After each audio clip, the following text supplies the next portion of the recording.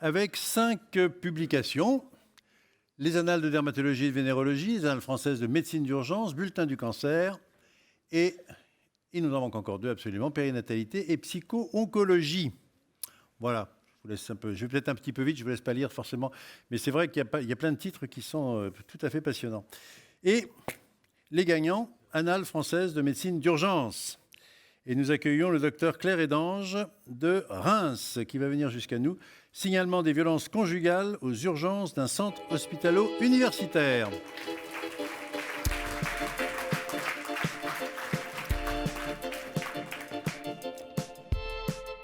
Voilà, donc vous avez fait un article après avoir travaillé une étude. Cette étude, en fait, avec quelle... Venez vers moi, parce que les lumières sont là-bas. Vous êtes beaucoup plus jolie encore. Voilà. Quel était l'objectif de cette étude ? En fait, moi, je suis arrivée dans le service des urgences avant la mise en place du signalement, qui s'est développé quelques mois plus tard. Et l'objectif, c'était surtout de voir s'il y avait un intérêt réel à faire ce signalement aux urgences.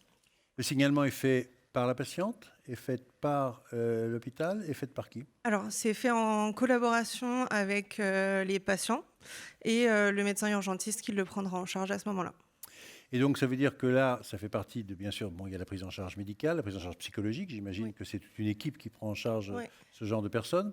Alors, je disais femmes, mais c'est plus femmes qu'hommes, mais il y a les deux. Il y a les deux, oui, bien sûr. Il ne faut pas les oublier. Il y en a peu, mais il y en a quand même. Et donc, la démarche veut que rapidement, on engage ce signalement, ou c'est a posteriori, une fois que, j'allais dire, le choc est passé ? En fait, ça va être conjointement à la prise en charge médicale aux urgences.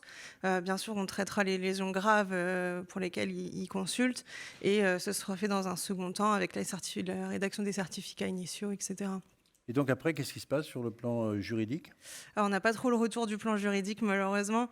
On sait que tous les signalements sont envoyés au procureur de la République, que lui va les analyser, voir s'il y a des situations d'urgence immédiate, auquel cas il mettra en place une ouverture pénale.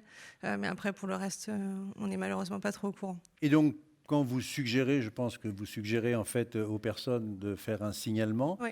Quelle est l'adhésion, quel est l'accueil, est-ce qu'il n'y a pas une réticence d'emblée en disant ça va être compliqué ? Comment ça se passe ? Parce que c'est quand même ça l'élément clé. Non, au contraire, on a eu plutôt un bon accueil du signalement, parce qu'en fait, on explique aux patients que c'est pas une plainte aux forces de l'ordre, c'est plutôt une première démarche judiciaire qui a été beaucoup plus facilement acceptée.